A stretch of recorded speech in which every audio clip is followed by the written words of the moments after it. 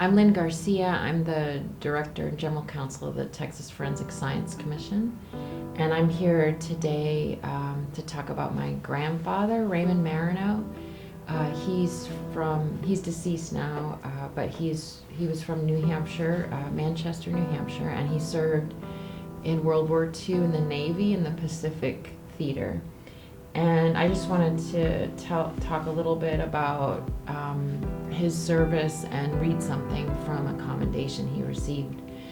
He was in the Navy from August of 1943 to June of 1946, and he served on the USS Bunker Hill CV-17. He received a Presidential Unit Citation, 11 stars, and the Philippine Liberation Ribbon with 2 stars, and that was for his service on May 11th, 1945, while his ship was supporting the Okinawa invasion. The Bunker Hill was damaged by 2 kamikaze planes, and during the attack, many members of the crew, including the pilots that were in the ready room about to take off, were killed. And my grandfather is kind of a small guy. He was only about, 5'2", and he crawled down in to pull people out of the burning planes and got a lot of people out alive and safe,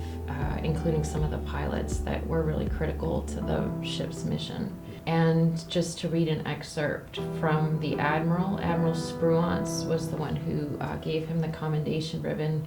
And it said, for distinguished service and meritorious achievement while serving as yeoman on board a United States aircraft carrier on May 11th, 1945, when the ship was hit and set afire as a result of enemy action, he courageously remained on a gun position during firing at enemy aircraft, assisting men to escape down the side of the ship. He later descended to the hangar deck live and with complete disregard for his own personal safety, and entered parked burning planes and assisted in the removal of the planes to a safe area. He then manned a fire hose and remained in an area of intense heat, dense smoke, and exploding ammunition until the fire was brought under control. His contribution materially assisted in the eventual control of the situation. His determination and courage was in keeping with the highest traditions of the United States Naval Service. And, for me growing up, my grandfather talked about the war all the time. And as a younger kid, it sort of was just noise because I didn't really understand anything he was saying. But then as I got older and realized sort of the significance of what he had done, and also what the Admiral did, he sort of had the foresight. According to my grandfather, he was really very skilled and turned the ship around in such a way to wash most of the wreckage, the burning sections, off to save as many lives as he possibly could. And so through time, I've really come to appreciate his service and what he did on that day. We are in Texas now, and in Fredericksburg, there's a museum that is dedicated to the Pacific Theater. And so it's the Admiral Nimitz Museum, and if you haven't gone, it's definitely worth going. And so we had a plaque put up. They have this beautiful area, walkway, with a peace garden that the Japanese government donated. And so I always try to walk through there and look at my grandfather's picture. And then sometimes for work, I have to go to Washington to sort of represent Texas at national meetings. And I always try to make sure I get a run in and go by the World War II memorial, which is really beautiful. And over time, I started to realize just what the greatest generation actually means.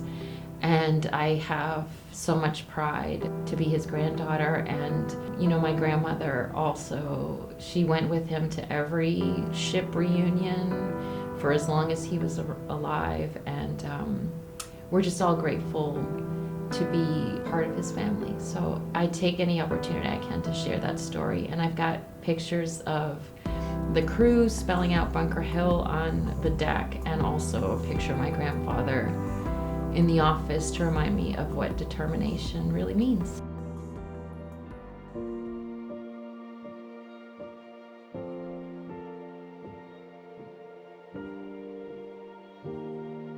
I'm Jennifer Henry. I work for finance and operations.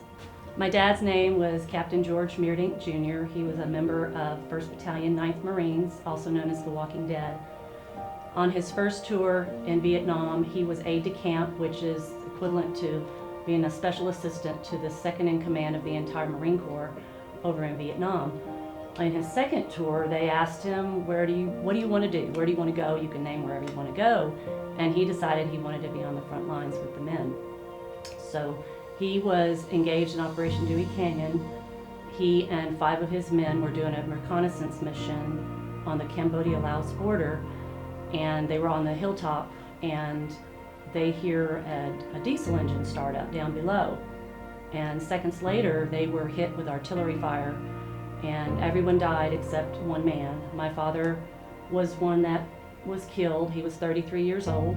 He was killed at 4 o'clock in the afternoon. He died instantly. So I found the virtual Vietnam Memorial Wall webpage, found his page, and there were some postings out there from people that thanked him for his service or that they knew him. There was one in particular that really grabbed my attention. It was from a man who said my dad was his favorite commanding officer throughout his entire Marine career, and even though it had only been like 54 days, he was his favorite. He was trying to find Captain Meerdink's family because he wanted to find out where he was buried so he could pay his respects. So I emailed him. This post was 2 years old, so I was kind of thinking, oh, I hope he's still out there. I emailed him and he got so excited, and we ended up talking on the phone. Turns out this man, he drove all the way from Arizona to Corpus Christi to pay his respects, but this man was the lone survivor of that attack because my father's body shielded him, and that's the only reason he was alive. So we got in touch. My brother and I met him for dinner when he came back through Austin to head back to Arizona. Found out all kinds of things about my dad I never knew. As a leader and a Marine captain. Found out he was published in 2 books. One of them, this Don't Tell America, because the mission they were on, they were not supposed to be there. So he's mentioned in this book.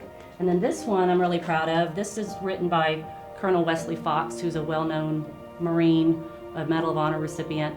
It's 6 essential elements of leadership, and he mentions my dad in this book too. So that was fascinating. I never knew anything about that. Captain Moyer was his name, and he invited my brother and I to go to a 1st Battalion, 9th Marines reunion in San Antonio several years ago. So I was able to meet 9 more men that knew my dad and served with him. And during that dinner, there was a gentleman sitting at a table, and he had his head down. So I sat down next to him and I asked him, "Are you okay?" And he looks up at me, and he had tears just streaming down his face. And I said, "Oh my goodness, are you okay? What's the matter?" And he said, "I was the medic that was first on the scene when your dad was killed, and we just absolutely loved your father. And I'm so sorry I couldn't do anything to save him." And I was all like, "Oh, please don't be upset. My brother and I were fine. Everything is okay. I'm sorry you're still upset." But it was just remarkable. I mean, my dad's been gone for 50 years, but even 40-something years later, it still affected the men that he served with. So that was.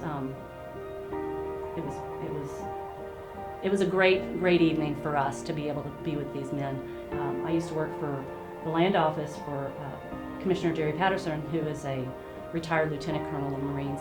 He was speaking at the Capitol grounds for the groundbreaking for the Vietnam Memorial that they were going to build, and my dad's dog tags are actually in that because he was stationed in Texas. But I was standing there listening to Commissioner Patterson, and I see this man in front of me, and he's wearing a vest, and it has 1st Battalion, 9th Marines and the Walking Dead logo, which is a skeleton with a sickle. And I went and tapped his shoulder, and I said, "Excuse me, my dad was a member of 19." And he goes, "Oh, when was he there?" And I said, "He died in '69. And he goes, "I got there right after your father killed, but I know about it. I've heard about him."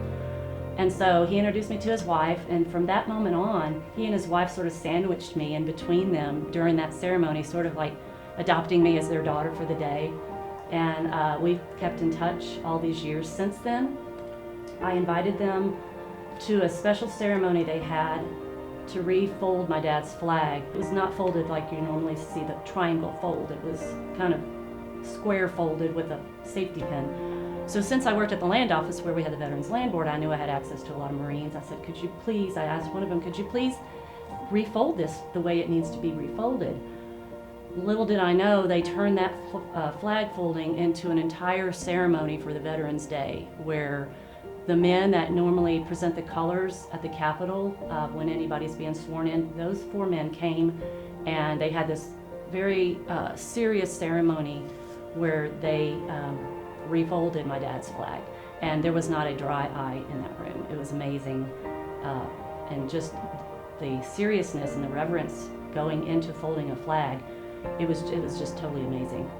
But I invited that gentleman and his wife, so they also came to the ceremony and stood with us and the rest of the family. So pretty interesting things that I've learned about my dad. He's been gone for 50 years, but he still finds his way back into our lives, and really proud of his sacrifice and what he did for this country.